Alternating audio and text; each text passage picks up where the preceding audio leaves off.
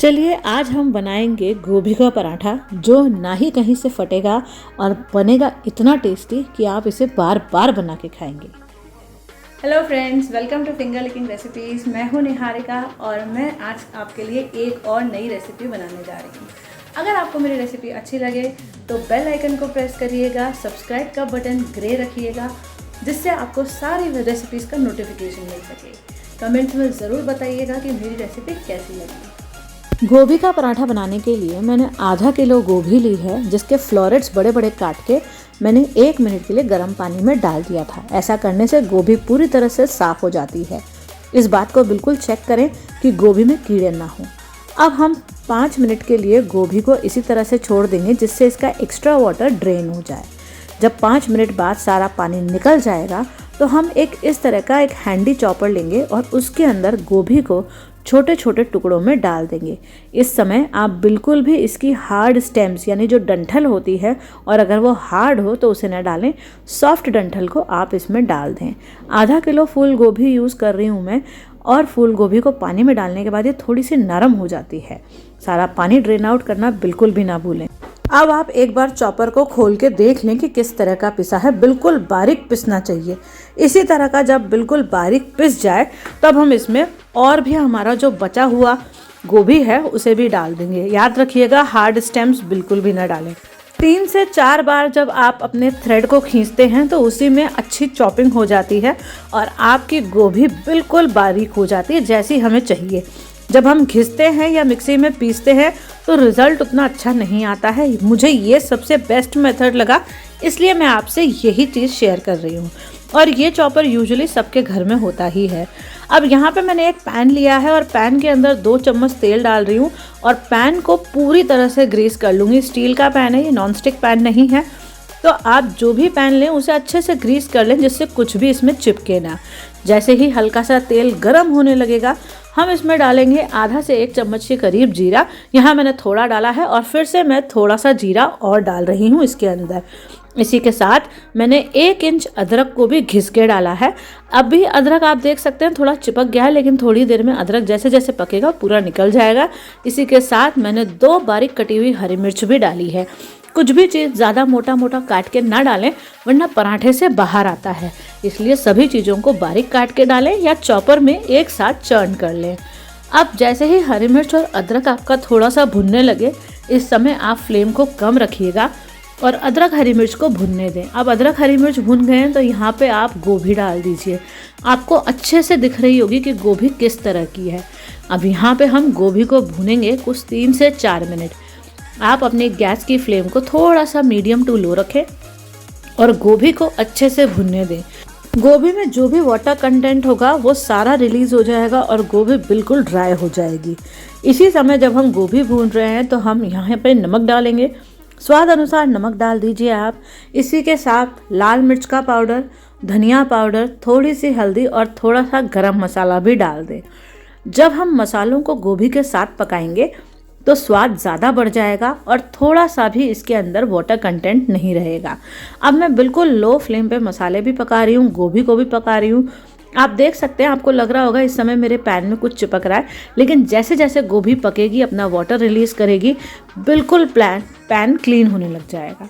तो आप इसी तरह से गोभी को पकाते जाएं, बिल्कुल लो फ्लेम रखें और 2 से 3 मिनट मसाला डालने के बाद इसे पकाएं। यहाँ मैं आधा चम्मच काली मिर्च का पाउडर भी डाल रही हूँ। यहाँ मैं अजवाइन या हींग किसी चीज़ का यूज़ नहीं कर रही हूँ। गोभी के पराठों में बहुत अच्छा फ्लेवर होता है और बेसिक मसाले डालने से ही वो अच्छा फ्लेवर आ जाएगा। बारीक कटा हुआ हरा धनिया डाल दें और गैस की फ्लेम को ऑफ कर दीजिए। 1 से 2 मिनट आप चलाते रहें क्योंकि इस समय जो पैन है वो बहुत गर्म है, आपका मसाला ना जले। जब पैन पूरी तरह से ठंडा हो जाए और मसाला पूरी तरह से ठंडा हो जाए तभी आप गोभी के पराठों को बनाना शुरू करिएगा। अगर गोभी का मसाला गर्म होगा तो आपके पराठे फटेंगे। यहाँ मैं यूज़ कर रही हूँ एक एनोडाइज तवा। आप नॉन स्टिक ले सकते हैं या लोहे का तवा भी ले सकते हैं। मैं तवे को गर्म करने चढ़ा रही हूँ और मैंने ये लिया है रोटी का आटा। जिस तरह आप डेली रोटी का आटा लगाते हैं थोड़ा सा नमक डाल के, उसी तरह से मैंने सॉफ्ट आटा लगाया है और इससे अब मैं बनाने जा रही हूँ गोभी के पराठे। अगर आप रोटी का आटा कैसा लगाना है इसका एक वीडियो चाहते हैं तो आप मुझे कमेंट्स में बताइएगा, तब मैं आपको वो वीडियो भी ज़रूर बना के दिखाऊंगी। अब एक बड़ा पोर्शन लें और उसे स्मूथ कर लें चकले पे रख के। अब यहाँ पे मैं एक पूड़ी जैसी रोटी बेलूंगी, यानी बहुत बड़ी नहीं बेलनी है लेकिन मीडियम साइज़ की आपको रोटी बनानी है। मेरा जो पराठे बनाने का स्टाइल है वो थोड़ा सा डिफरेंट है, इसलिए मैं आपसे वही शेयर कर रही हूँ जैसे मैं बनाती हूँ। मैं छोटी कटोरी बना के उसमें मसाला नहीं भरती हूँ। मैं इस तरह से पहले एक रोटी बेल लेती हूँ थोड़ी सी छोटी, और उसके अंदर अच्छे से स्टफिंग भर लेती हूँ। स्टफिंग भरने के बाद अब मैं इसके सारे जितने भी कॉर्नर्स हैं उनको क्लोज करूँगी और अच्छे से अपने आटे को स्ट्रेच कर दूँगी। ये आटा मैंने बहुत सॉफ्ट लगाया है, इसलिए जहाँ से भी आपको जॉइंट खुला दिखे आप वहाँ से इसे थोड़ा सा खींच लीजिए पिंच करके। तो ये जो सॉफ्ट आटा है आपके स्टफिंग को बाहर नहीं निकलने देगा। और गोभी की जो स्टफिंग बनी है वो बिल्कुल ड्राई है, उसमें वाटर कंटेंट बिल्कुल भी नहीं है। तो आप जितना पतला चाहें या जितना मोटा पराठा खाना चाहें आप खा सकते हैं। और ये देखिए पराठा कहीं से भी नहीं फटा है, जबकि गोभी इसमें बहुत अच्छे से सब जगह दिख रही है। इसी तरह से गोभी का पराठा बनाइए और गरम तवे पे डालिए। गरम तवे पे डालने से पहले 3-4 बूंद तेल डाल लें और गोभी वाला हिस्सा नीचे रखें और जॉइंट्स ऊपर रखें। हर पराठे का ऊपर का और नीचे का हिस्सा थोड़ा सा डिफरेंट होता है। एक हिस्सा बहुत सॉफ्ट होता है और एक हिस्सा थोड़ा सा कड़क होता है। तो जहाँ जॉइंट्स हों उसे ऊपर रखिए, उसे बाद में सेकिएगा। 10 से 20 सेकेंड बाद आप उस पराठे को पलट दें। यहाँ मैं एक और पराठा बना रही हूँ, सेम स्टाइल से बना रही हूँ मैं।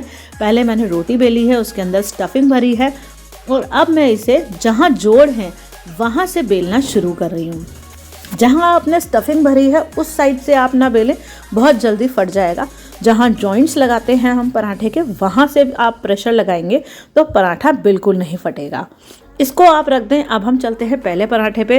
पहले पराठे पे अब आप लगाइए घी, तेल या बटर, जिसका भी आप पराठा खाना पसंद करें आप वो लगाइए।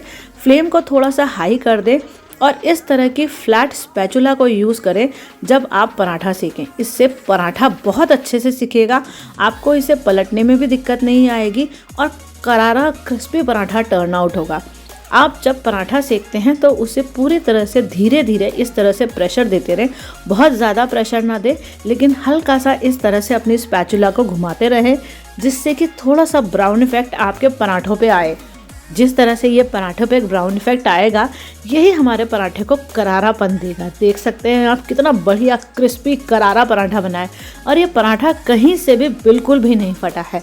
जैसे हमने पहला पराठा बनाया है उसी तरह से आप दूसरा पराठा भी बिल्कुल क्रिस्पी कर लें।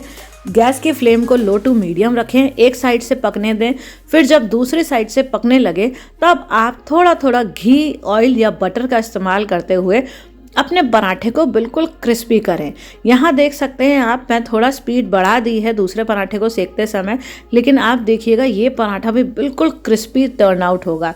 फ्लेम का खास ध्यान रखें। अगर आपका तवा पतला है तो थोड़ा मोटा तवा यूज़ करें या फ्लेम को एडजस्ट करें। देखिए मिनटों में करारे करारे पराठे तैयार हैं। इसको आप सर्व करें हल्दी आंवले के अचार से, दही के साथ और थोड़े से सैलेड के साथ। ये जो गोभी का पराठा है ना, इसके अंदर जो स्वाद है ना अदरक का, हरी मिर्च का, थोड़े से गरम मसाले का, वो इतना रिफ्रेशिंग है आप एक की जगह 4 पराठे खा जाएंगे। और मैं पराठे यूजुअली थोड़े से पतले बनाती हूँ, मुझे पतले पराठे पसंद है। आप चाहें तो मोटे मोटे पंजाबी स्टाइल गोभी के पराठे भी बना सकते हैं।